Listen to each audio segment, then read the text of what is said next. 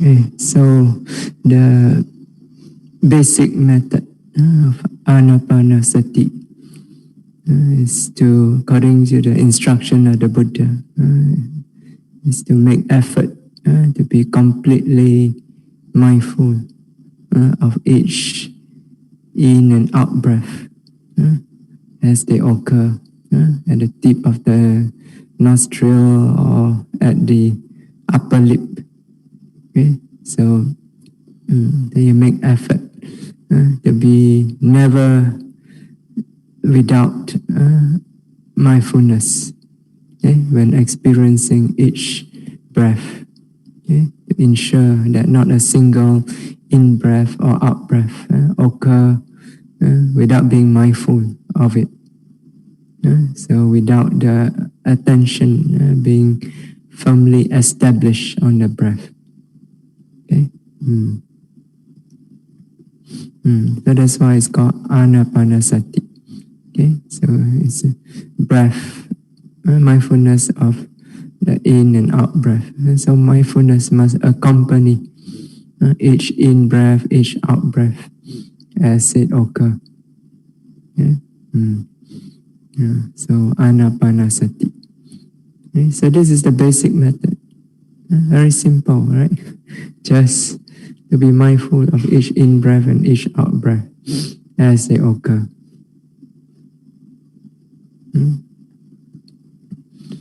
Yeah. But in detail, so Buddha also gave the more detailed instruction. So there are 4 steps altogether. Okay? The first, the third.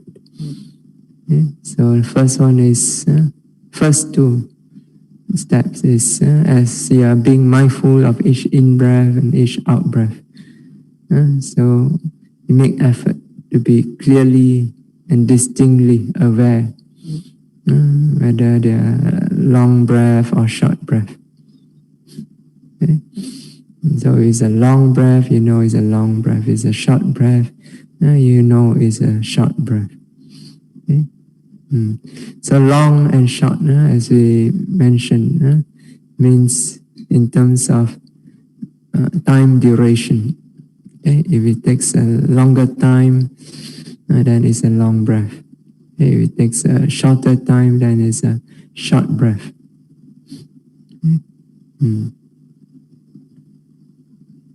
So this is how you begin the exercise of anapanasati.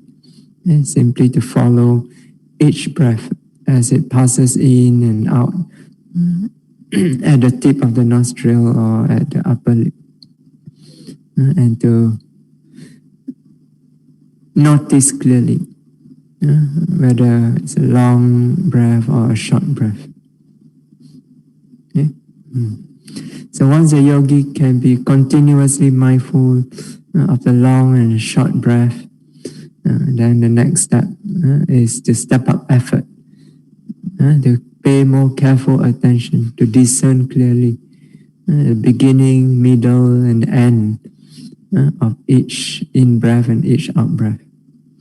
Okay? To make known, to make clear the beginning, middle, and end of each breath. So you have to make effort every time you note the breath. To make sure that the beginning is clear, the middle is clear, the end also is clear. Okay? So that means now your attention is not just generally on the in breath, out breath. You pay attention to the entire breath from beginning to the end. Okay? The first 2 steps is almost like paying attention rather generally, just knowing whether it's long or it's short. But now you're paying more careful attention to be clearly aware of the beginning, middle, and end of each breath. And then finally, the 4th step. So as a yogi makes effort to continuously be aware of beginning, middle, and end of each breath. Gradually, the samadhi develops, jnana develops, so concentration and clear knowledge develops. Okay?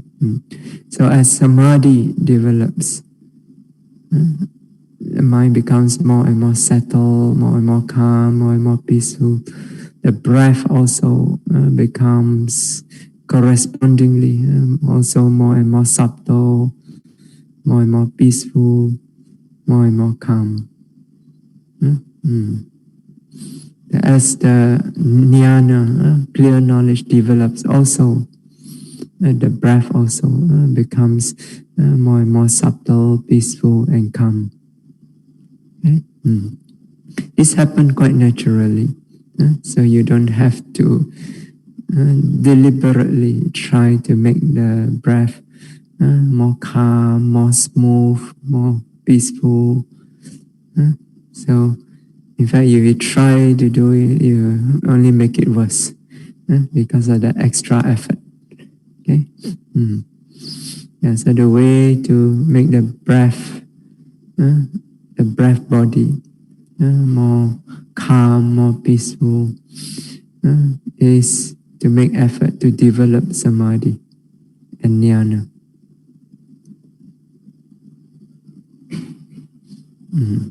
So due to the development of samadhi and jnana, the breath by itself becomes naturally, it becomes more and more subtle, more and more peaceful, more and more calm. Okay?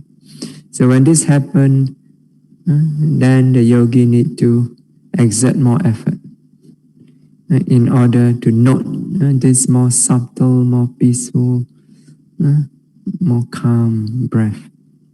Okay? So as a yogi makes more effort, this leads to deeper samadhi, more profound jnana. And as a result of this, the breath becomes even more subtle, even more peaceful, more calm. Okay? So, and when this happens, the yogi needs to put in even more effort to note. And so it goes on and on and on. So in this way, the breath becomes more and more calm, more subtle. So this is the fourth step, calming the bodily formation. Pasambayam kaya sankharam asasisami pasasisami sikati. Okay, so calming the bodily formation. He breathes in, he breathes out. So the bodily formation, as we explained the other day, means the breath body, not the entire body. Although actually, as you meditate, the entire body also becomes more and more calm and peaceful also. But here, what is specifically meant is the breath body, the in and out breath, and not the entire body.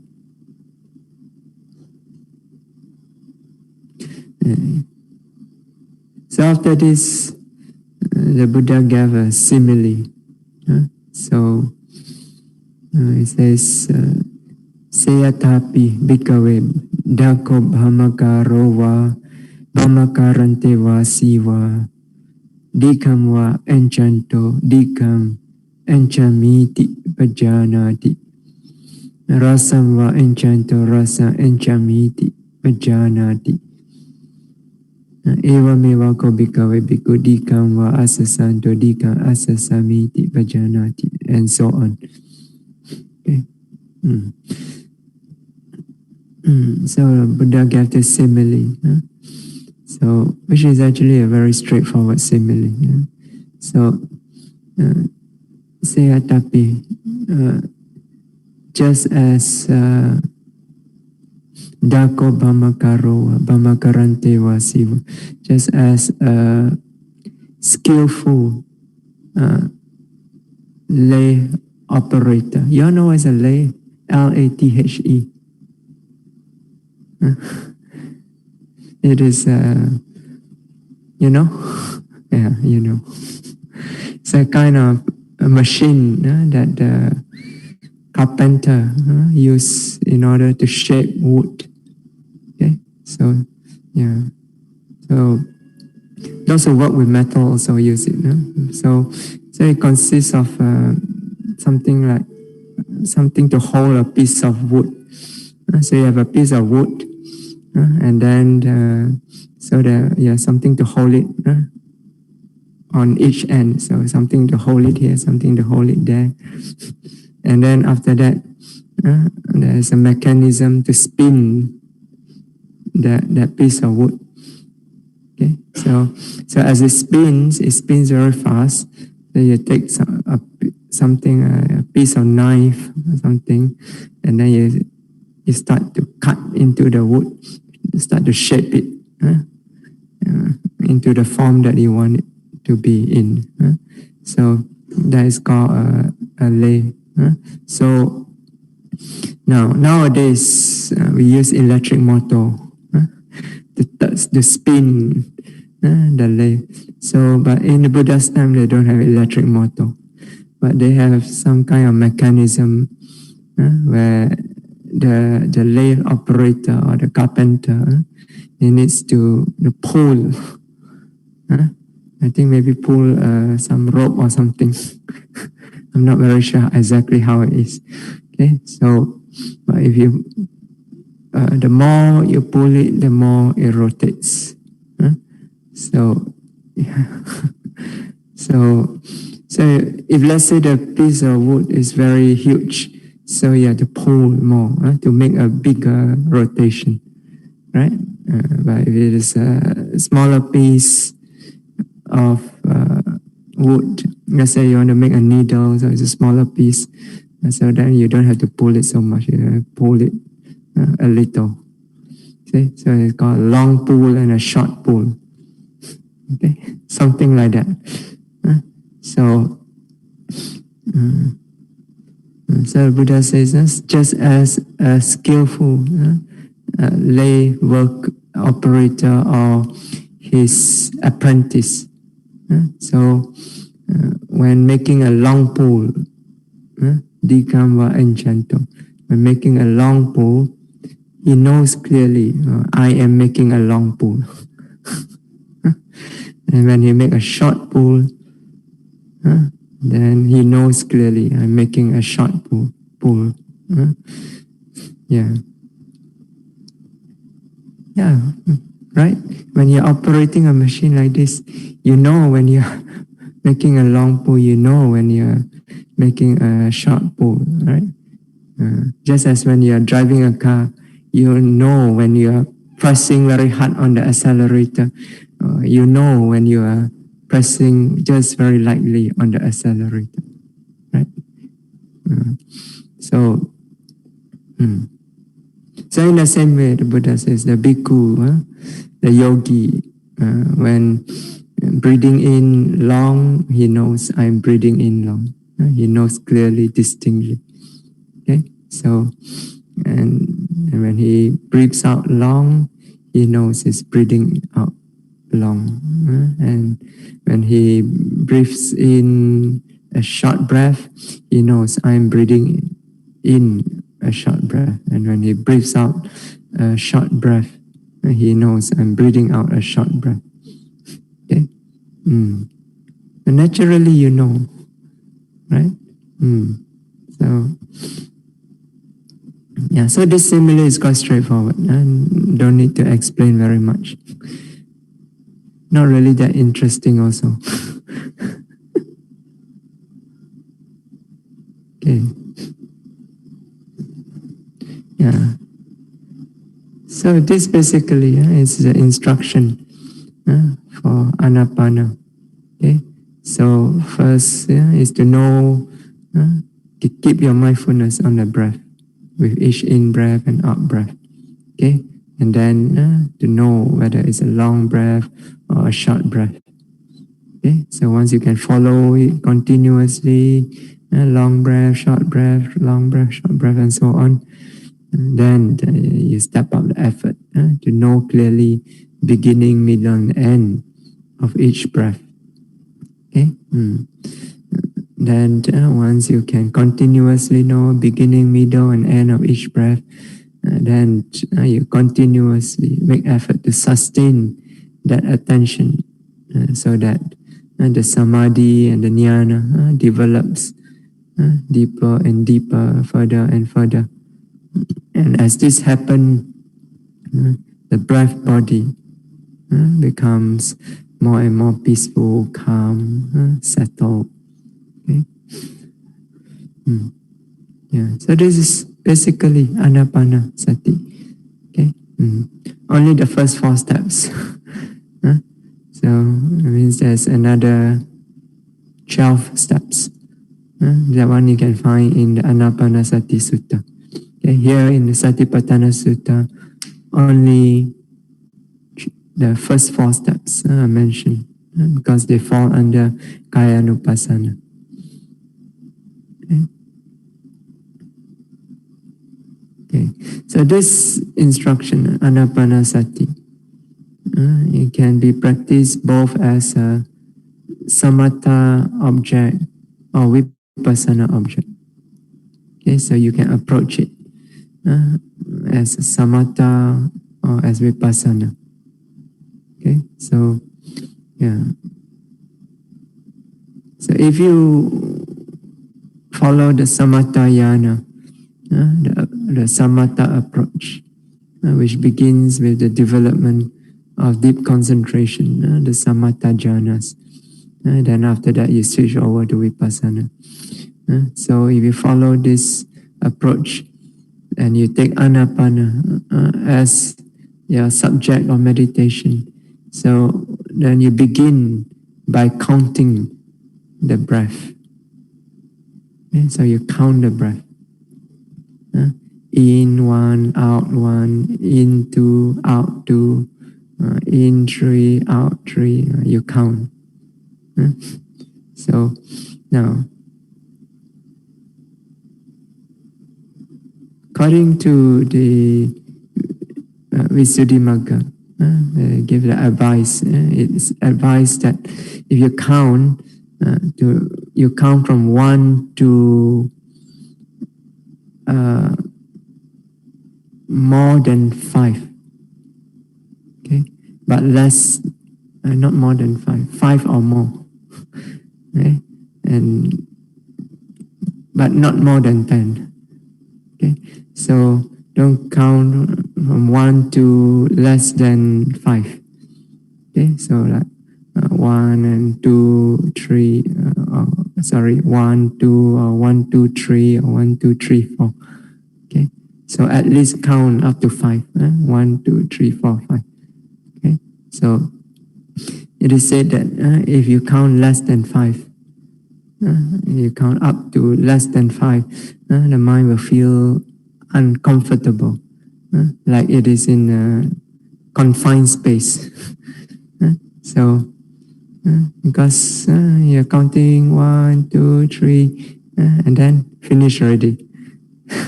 You haven't got enough of it yet. And finish already. Is that all? So the mind feels it's not satisfied. It's very confined, very restricted. Okay. So you should count 5 or more. So, but you should not count more than 10, because it is said that if you start to count more and more, so then you begin to pay attention to the counting instead of the breath.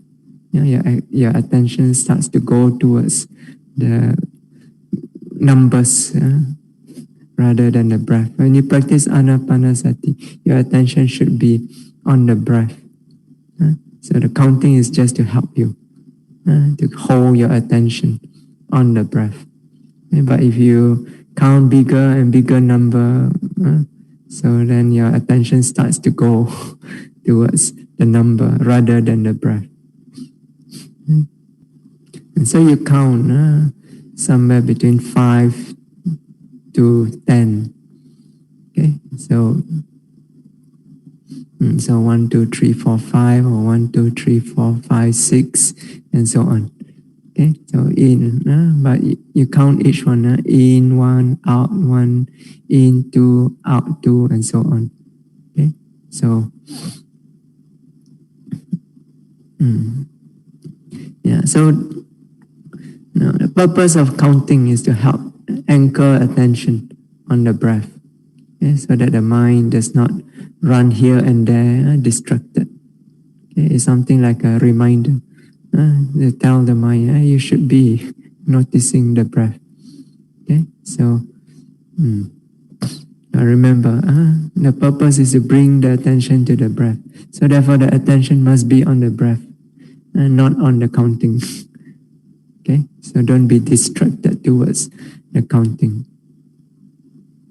towards the number. So this counting is something like labeling, right? When you practice Vipassana meditation. But in Vipassana meditation, you see, the label corresponds with the object.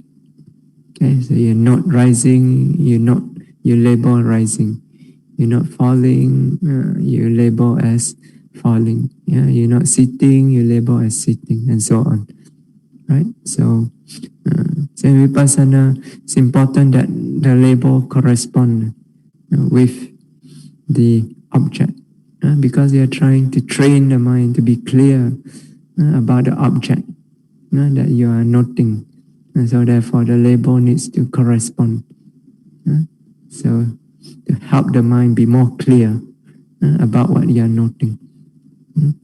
But when you practice as a samatha object, it need not be so. So that's why as a samatha object you can count. So otherwise you have to label as in and out. So instead you can label as 1, 2, 3, 4, and so on. Okay.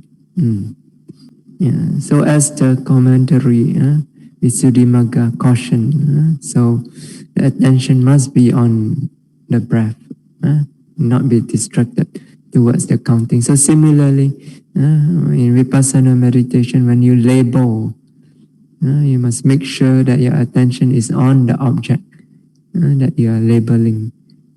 So don't be distracted towards the label itself, which is what happened to many yogis, especially when they cannot figure out what to label, and then they start thinking, and then you become distracted. Your attention is not on the object that you are supposed to be noting. Okay. So that's why and yogis say they cannot figure out what to note, what to label as.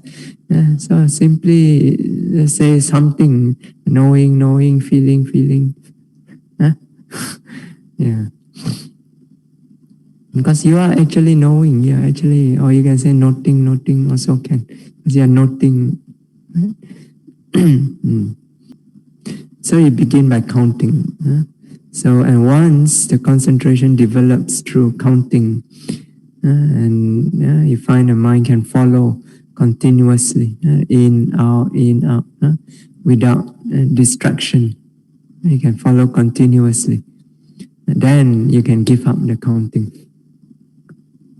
Okay? And simply follow the breath by continuously connecting the mind to the breath, touching the breath with the mind, fixing the mind on the breath.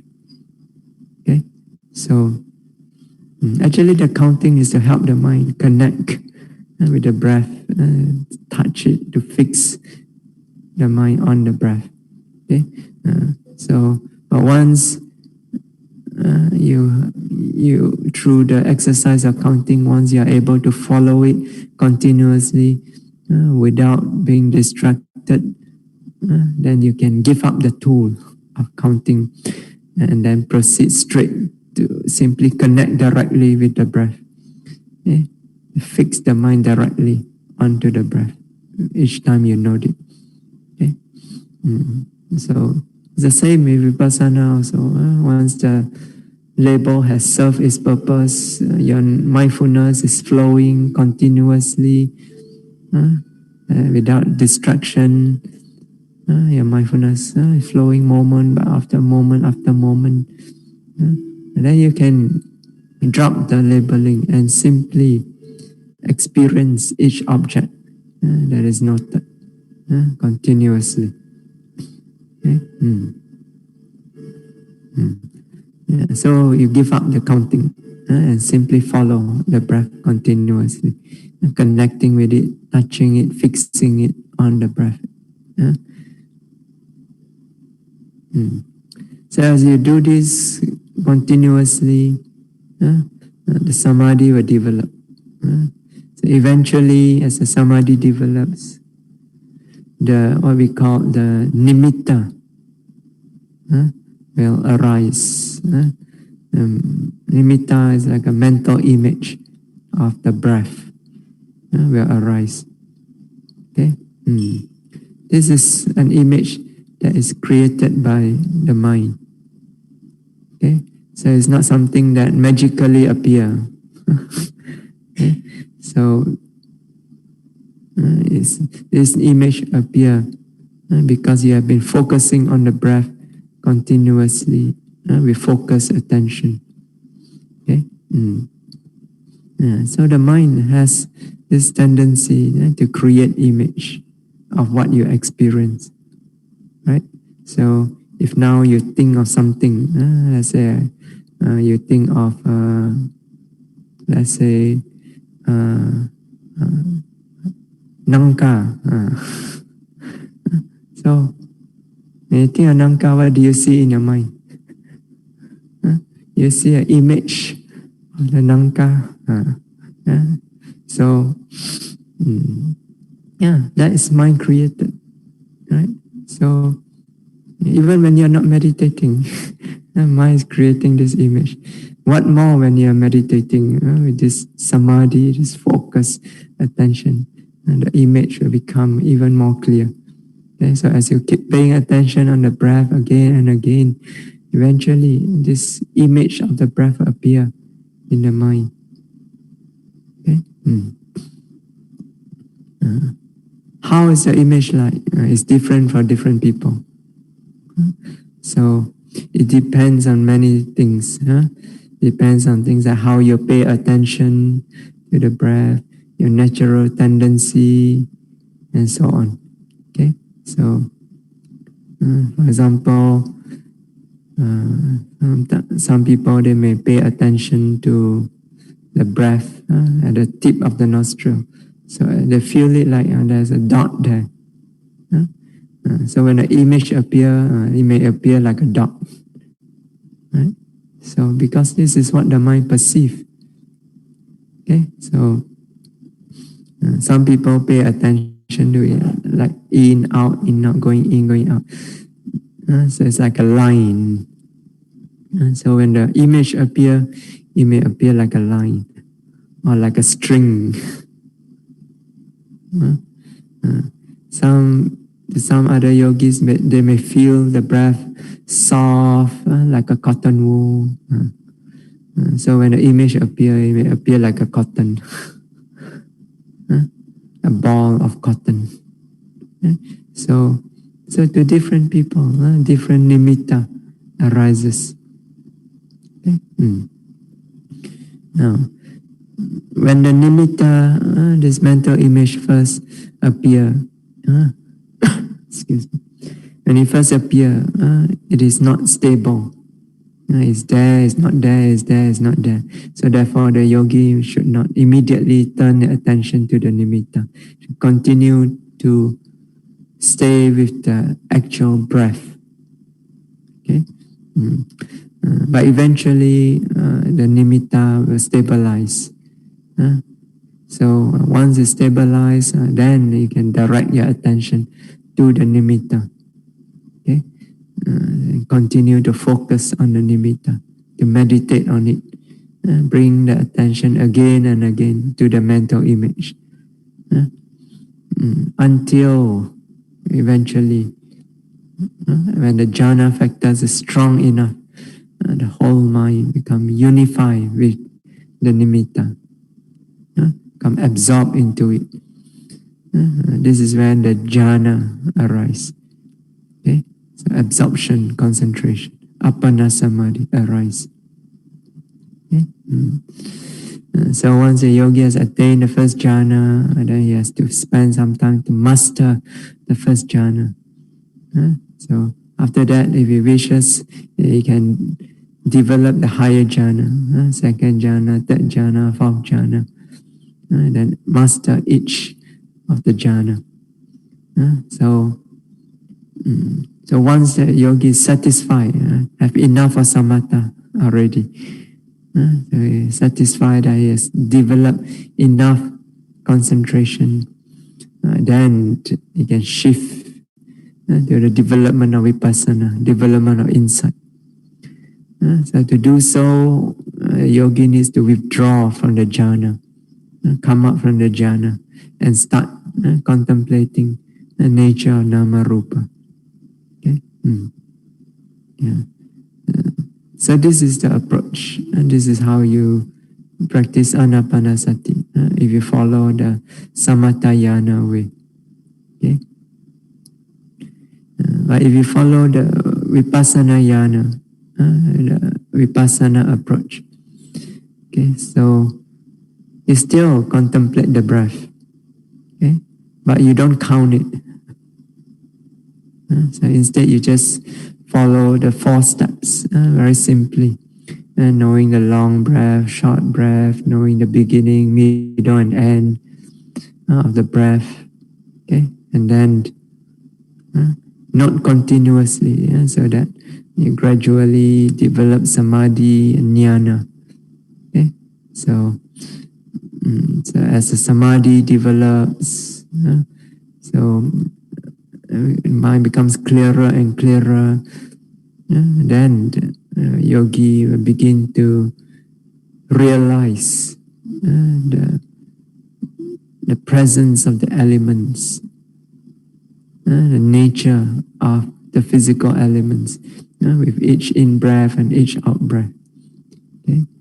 So we breathe in, breathe out, you may feel some slight pressure at the tip of the nostril or the upper lip. So you realize the nature of the wind element. Or you notice that the breath is very smooth or rough, or sometimes it's soft. So this is the nature of the earth element. Okay? Or when you breathe in, you feel the air is cool, you feel the coolness. When you breathe out, you feel the warm nature. So this is the nature of the fire element. Okay. So you continue to note in, out, in, out. So as you do so, you realize the nature rupa sabhava, the unique characteristic of the physical element. And then gradually you also come to realize the nama sabhava, unique nature of the mental states, okay, mental phenomena, nature of knowing, nature of noting, that arise with each in and out breath. Okay?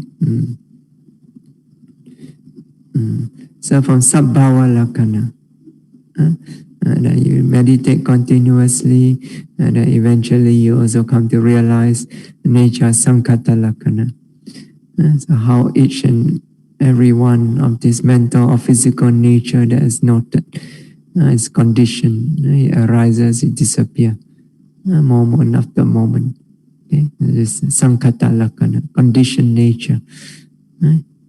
Then from noting the continuous arising and disappearance, gradually also come to realize the nature of samaṇera lakkhana, the universal or common characteristic of impermanent suffering, non-self of the breath.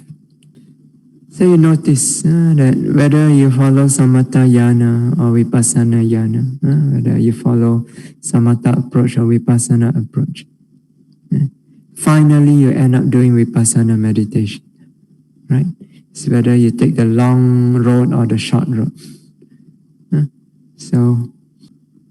So finally, yogis must end up doing Vipassana meditation, developing insight. Okay? Which is why after giving the instruction for Anapanasati, the Buddha proceed to talk about the development of insight. Okay.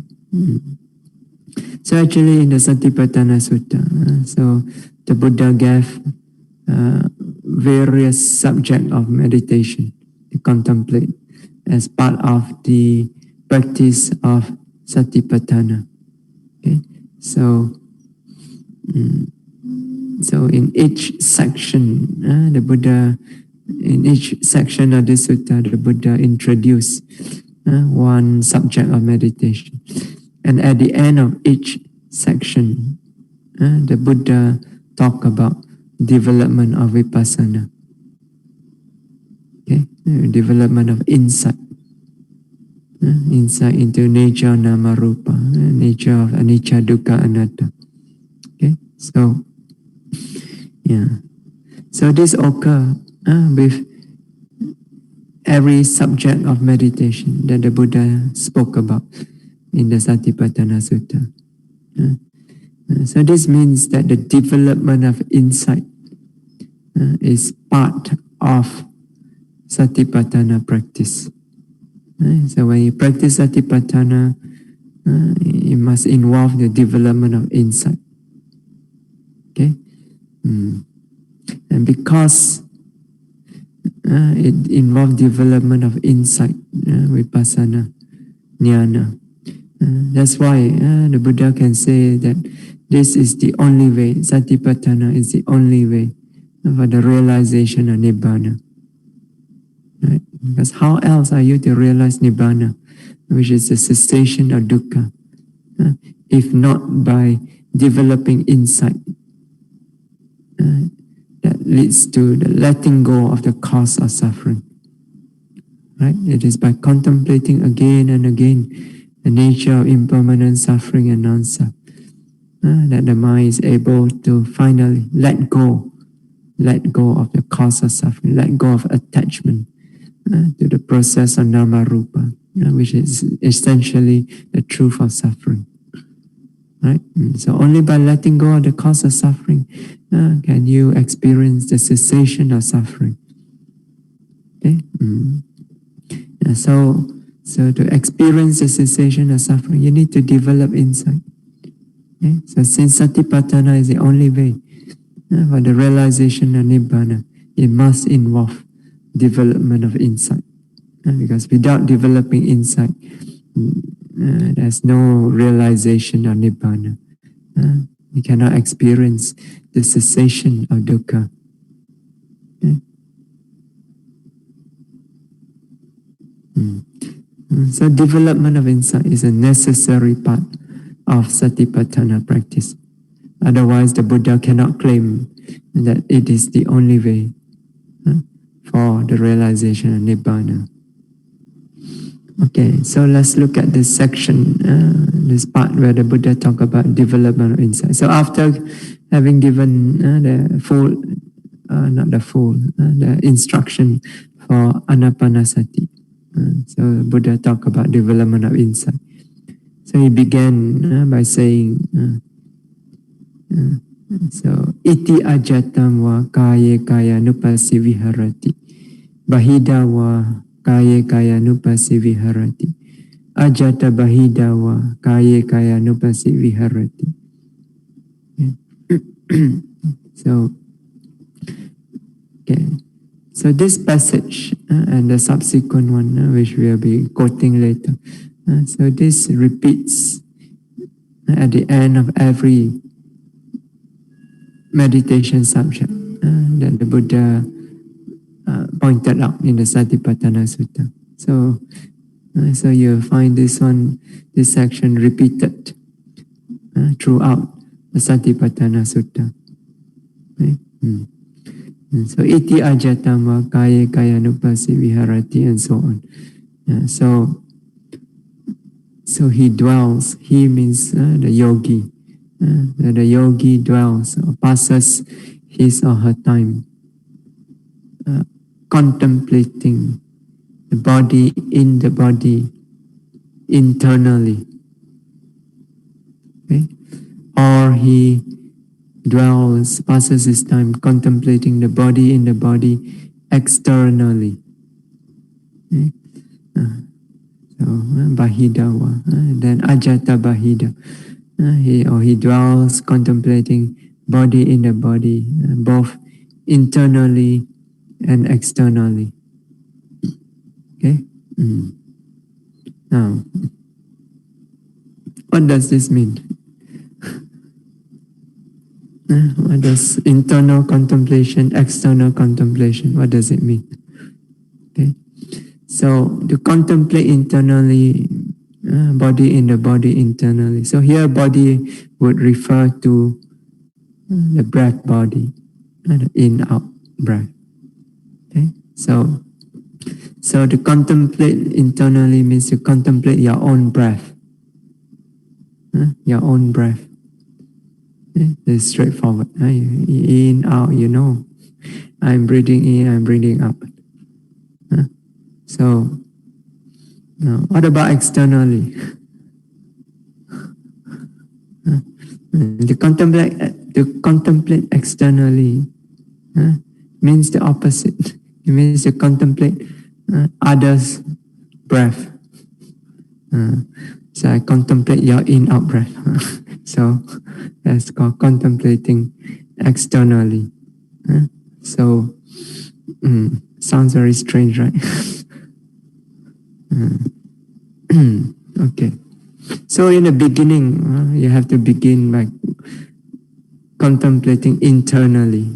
You contemplate your own breath. Okay. So you contemplate in, out, in, out, in, out. Your own breath. Okay. So as you practice continuously in this way,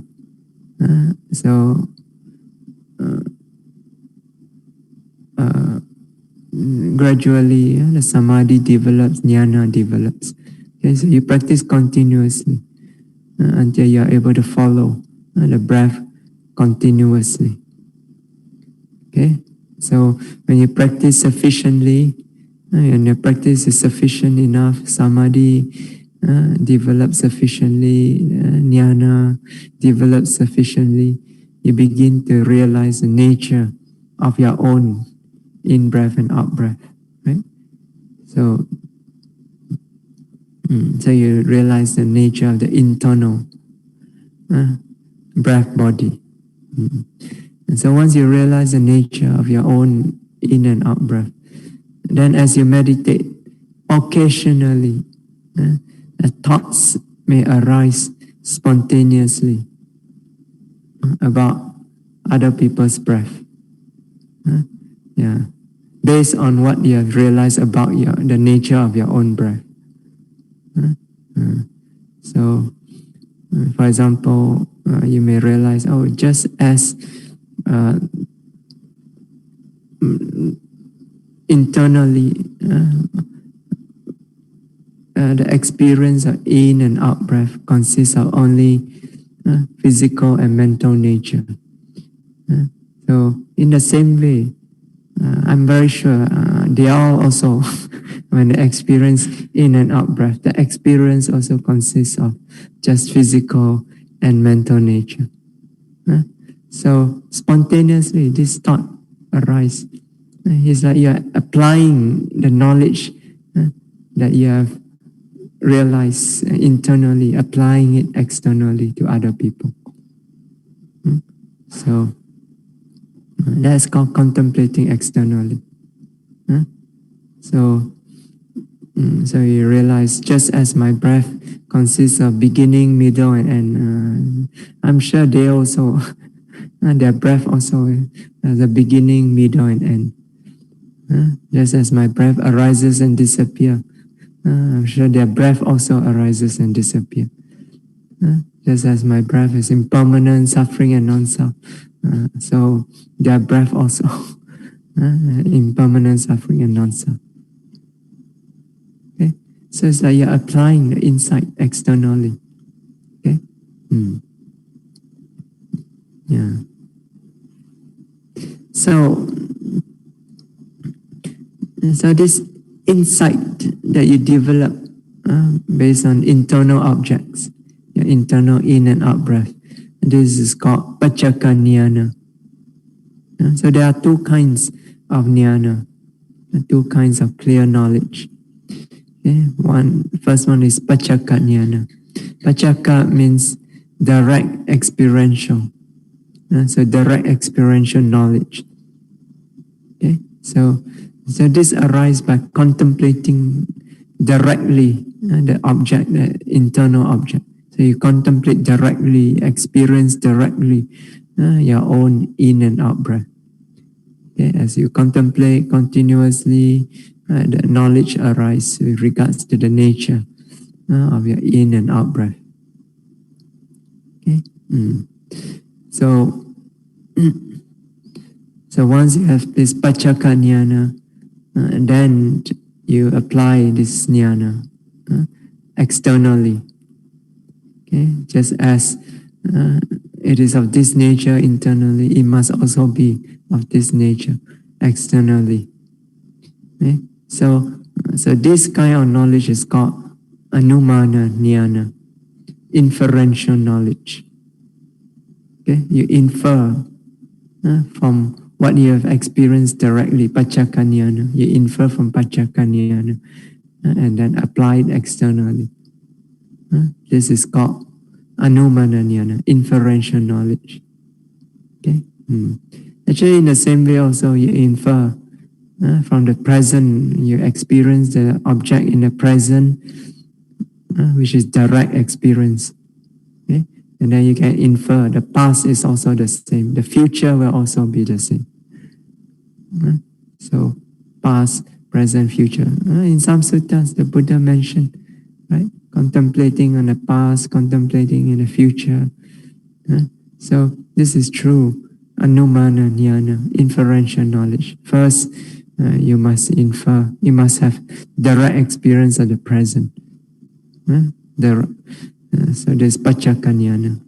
From there you infer into the past, into the future. Okay? Yeah.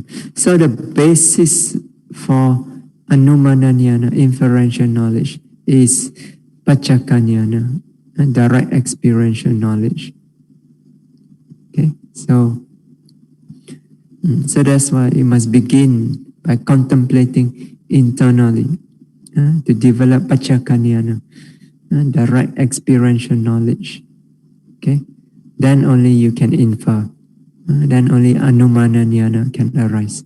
Otherwise, there's no basis for no basis for inference. Right? So this is what it means, contemplating internally, contemplating externally. So the Buddha says he dwells contemplating body in the body internally. So you start off by contemplating internally.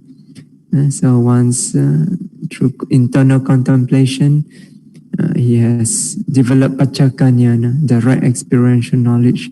Then he dwells contemplating the body in the body externally. That's Anumana Jnana, inferential knowledge. Then Ajata Bahidawa Kaya Kaya Anupasi Viharati. He dwells contemplating body in the body internally and externally. Okay? So sometimes yogi may go back and forth. Now contemplating internally, now contemplating externally, go back and forth. So that is called contemplating body in the body internally and externally. Okay. Now remember, not at the same time. Okay. At one time he contemplate internally. At another time he contemplate externally. Then back to internal. Then go external again. Okay. So not at the same time. Okay. So that's called contemplating internally and externally. Yeah. So you can see actually Anumana Jnana actually is actually some kind of thinking. It's not really a direct contemplation, but it is based on knowledge that arises from direct contemplation. From there you infer. So it is based on direct experiential knowledge. Okay? So, and this occur a lot in the early stages of insight, especially the first three insights. Namarupa Paricheda Jnana, Pachaya Parikaha Jnana, and Samasana Jnana also. A lot of thinking going on during that time. Okay, so once the moment you experience something clearly, you start to think about it, you start to apply. So a lot of thinking goes on during these early stages of insight. So to progress beyond it, you need to give up the tendency to think, to infer, simply to note continuously. So don't care what it is, just keep noting. You start to think, not thinking, and then continue noting.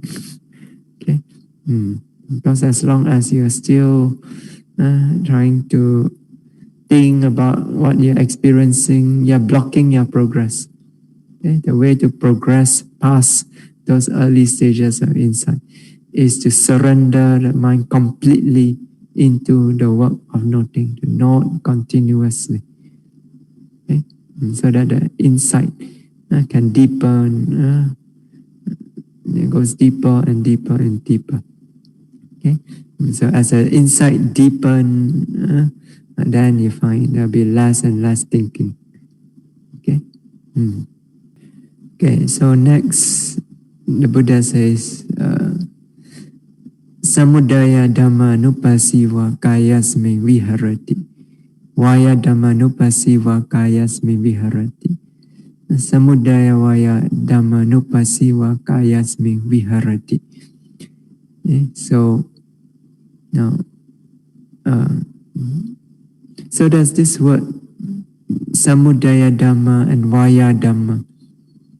Okay, so it dwells contemplating.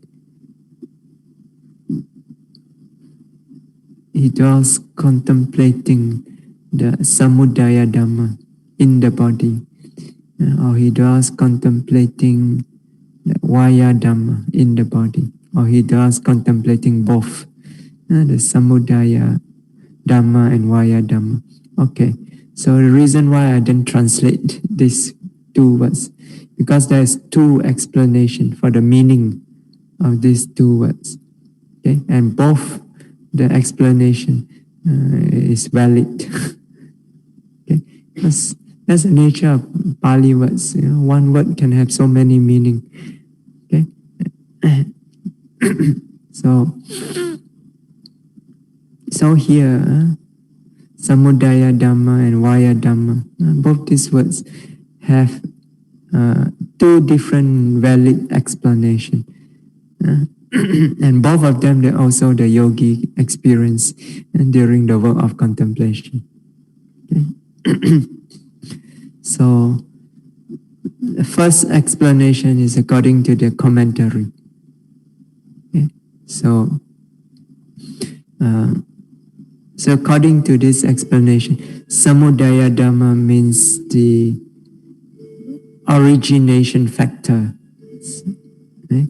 And Vaya Dhamma means dissolution factor, factor of origination, factor of dissolution. What it means is the causes for the arising of the breath and the causes for the dissolution of the breath. Okay, so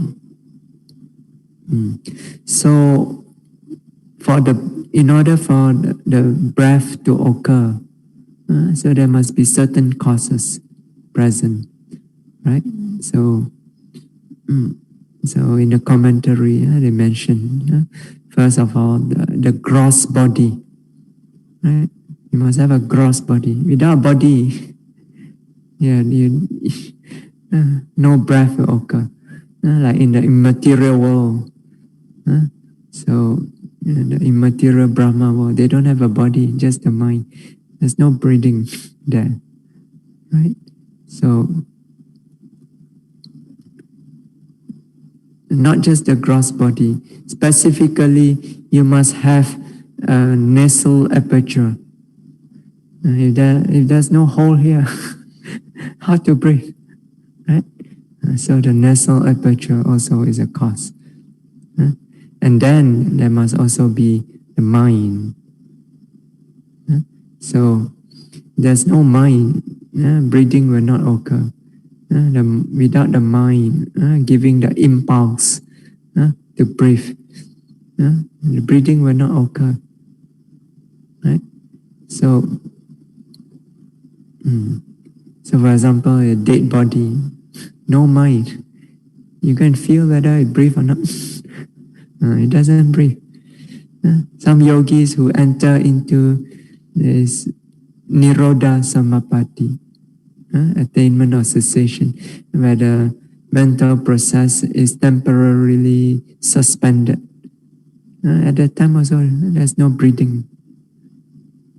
So, breathing does not occur without the mind.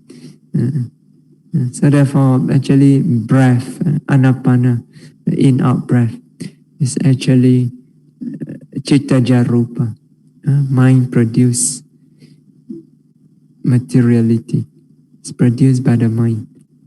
Okay? So without the mind, it doesn't arise. So therefore, these three, the gross body, the nasal aperture, the mind, these are called samudaya dhamma, origination factors.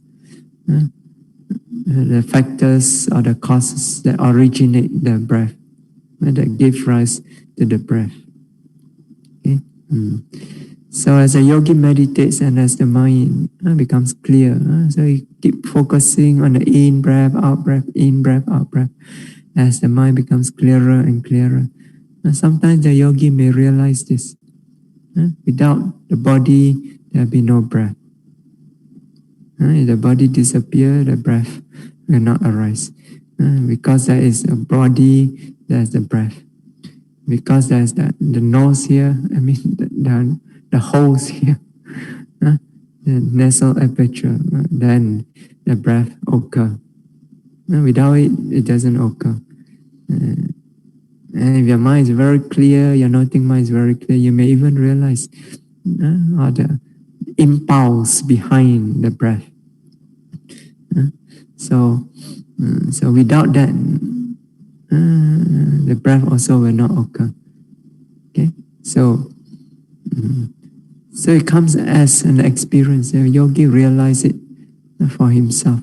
Because of these causes, the breath occur. Okay.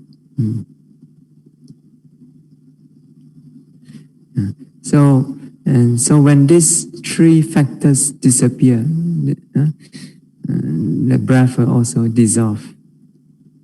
So the gross body disappear, the breath will also disappear. If the two holes here disappear, the breath will also disappear. Like you have a congested nose, the breath will disappear. Right? So if the mind does not have an impulsion, the breath also will not occur. Right? So so it will dissolve. That is also called the Vaya Dhamma, and the dissolution factors. Okay, the cause why they do not arise. That means the absence of the gross body, the nasal aperture, and the mind. Okay, so during the practice, the yogi may realize the causes why the breath arises, why the breath disappears. Okay, so this is called, this is one way of understanding. So in this case, you translate it as he dwells contemplating the origination factors in the body, or he dwells contemplating the dissolution factors in the body. Okay? Or he dwells contemplating both the origination and dissolution factor in the body. So sometimes the yogi goes back and forth, contemplating these two. Okay? Yeah. So this one actually, you experience it more during the Paccaya Parigahanyana, the second insight. Discerning the cause effect between the Nama Rupa. Okay? It's at that point that the yogi experienced a lot of this. Okay? Now, so this is the first explanation of the meaning of Samudaya Dhamma, Vaya Dhamma. Now, another explanation is added by Mahasi Sayadaw. Okay, so Mahasi Sayadaw explained that in addition to taking it as the origination factor, dissolution factor, so Samudaya Dhamma and Vaya Dhamma. So Samudaya Dhamma, you can also explain it as nature of arising. Okay? And Vaya Dhamma means nature of disappearance. Okay? So this Pali word, Samudaya Dhamma, Vaya Dhamma, it also have this meaning. It can also be translated in this way. Okay? So,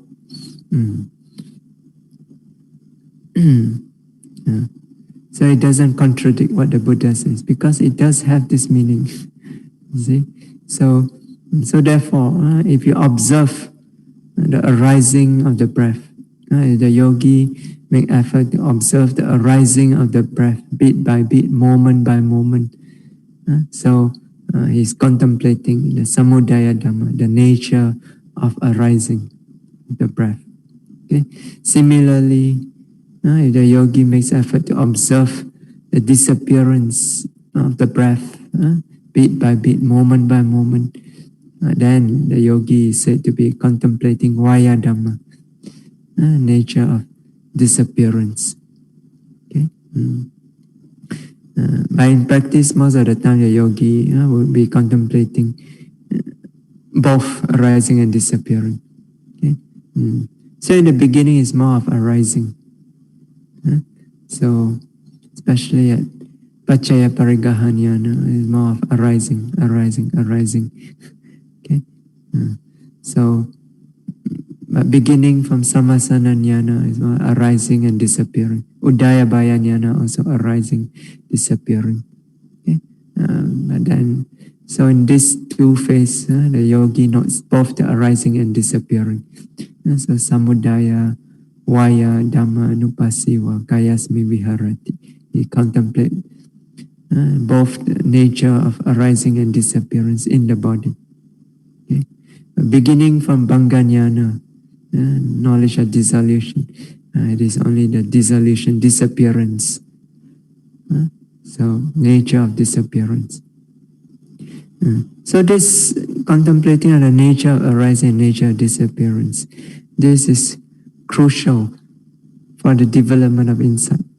As we have explained many times, in order to develop insight, you need to contemplate nature of arising and disappearing continuously.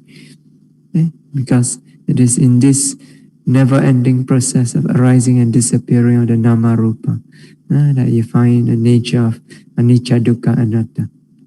Okay? So it's crucial for the development of insight. So every time in the suttas when you read, Buddha talk about nature of arising, nature of disappearing, contemplating nature arising and disappearing, he's talking about development of insight. So here also, actually, Buddha is talking about development of insight. Okay?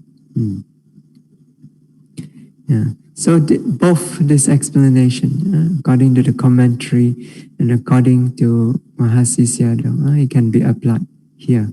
Because in the practice also, the yogi experience both the causes or arising, causes of disappearing, and yogi also realize the nature of arising and disappearing as it develop insight.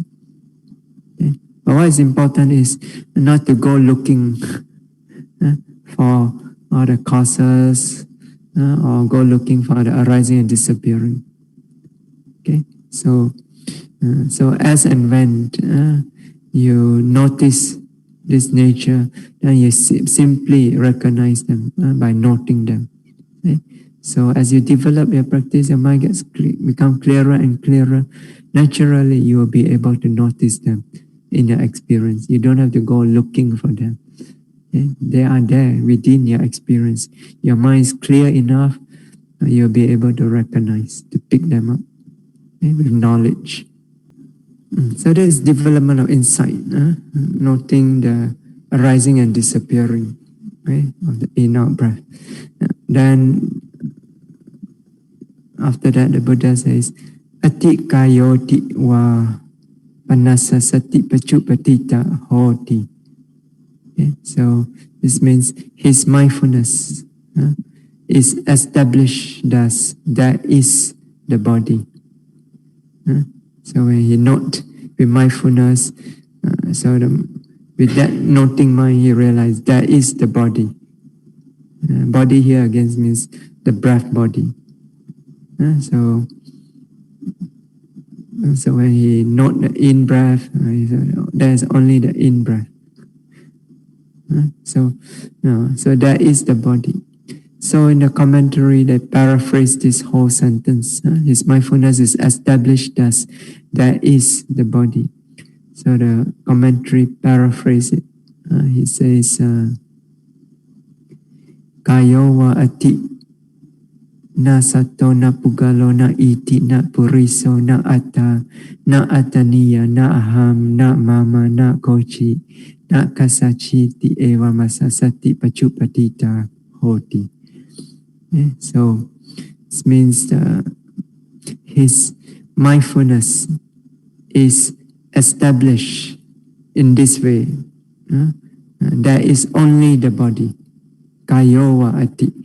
So when he's mindful of the breath, so he realized there is only this body. That means this breath body. So na sato, na pugalo, and so on. There is no being. There is no person. Na pugalo, na iti. There is no women. Na puriso. There is no man. Na atta. There is no self. Na ataniya. There is no something that belongs to the self. Na aham. There is no I. Na mama, no mind. Na kochi, there's nobody. Na kasachi, no anything belongs to somebody. Nothing at all. There's only the body. Body means what? Sabbhava. There's only this nature. Wind element, the nature of pressure, the nature of roughness, the of element, the nature of smoothness, the nature of softness, the nature of warmth, nature of coolness. There's just this element. There's no person, no being, no woman, no man, no self, nothing belonging to the self, no I, no mind, nobody, and nothing belonging to anybody. Okay, just nature of the body. Okay, so his mindfulness is established in this way. Okay, so this is development of insight, seeing clearly nature of the breath body. Okay. So yawa deva jnana mataya patisati mataya. Okay. This means that mindfulness is established to the extent necessary only for knowledge and mindfulness. Okay, so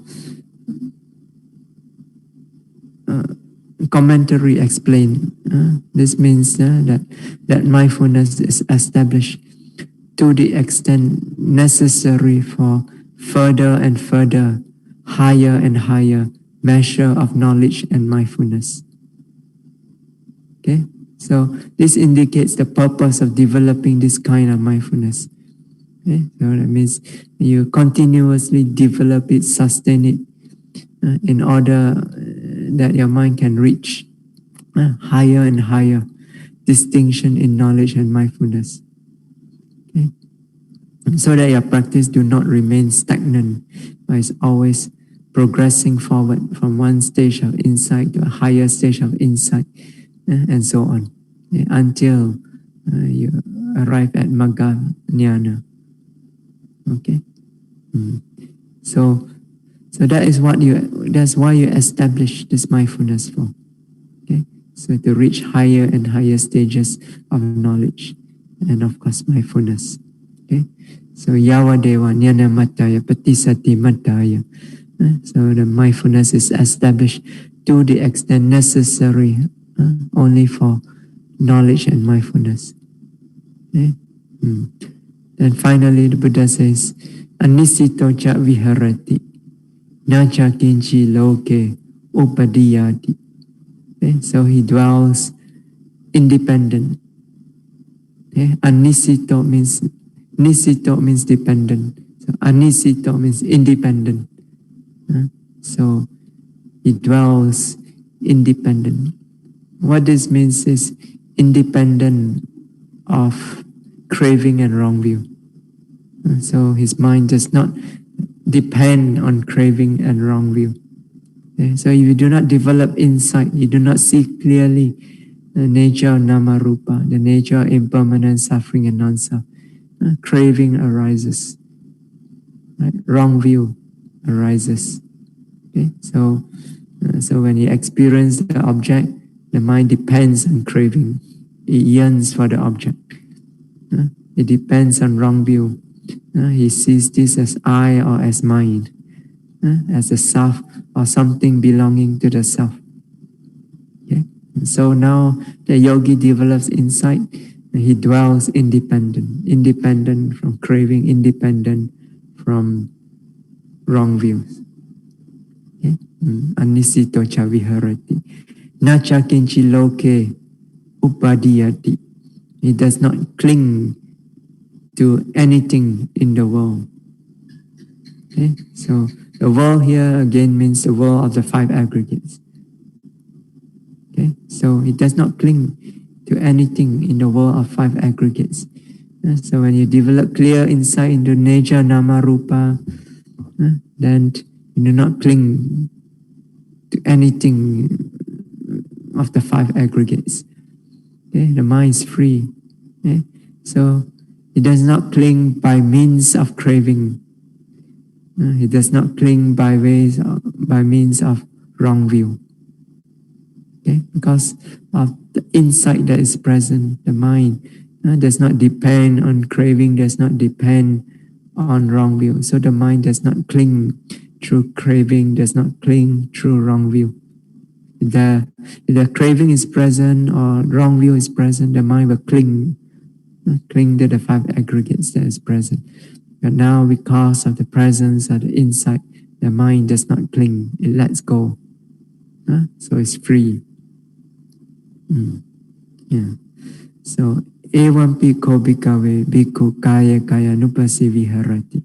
So, in this way, bhikkhus, the bhikkhu or the yogi dwells contemplating the body in the body. So this is one way. The yogi can do kaya nupassana, dwell contemplating body in the body, okay, by means of anapanasati. Okay? So this marks the end of this section on anapanasati. Okay? So we stop here today. Imaya Dhamma nu Dhamma Patipatiya Buddham pujemi. Imaya Dhamma Patipatiya Dhammam pujemi. Imaya Dhamma Patipatiya Sangham pujemi. Imaya Dhamma Patipatiya Mata Pitunam pujemi. Imaya Dhamma Patipatiya Acharyanam pujemi. Adha imaya Patipadaya Jaram Maranamha Primochesami. Idame punyam Asawakaya Vaham Hotu. Idame punyam Nibbanasa Pajayo Hotu. Idame silam Gaphalanyanasa Pajayo Hotu. Imam no Punyabha Sabasatana Dema. Imam no Punyabha Sabasatana Dema. Imam no Punyabha Sabasatana Dema. Sadhu, sadhu, sadhu. So may all of you be well, happy and peaceful always. May you all be safe, be healthy, be strong. May you all be able to practice the Dhamma continuously, without any obstacle, without any hindrances. May your practice always be smooth, and soon may all of you be able to experience the unconditioned peace of Nibbana through your practice of Dhamma.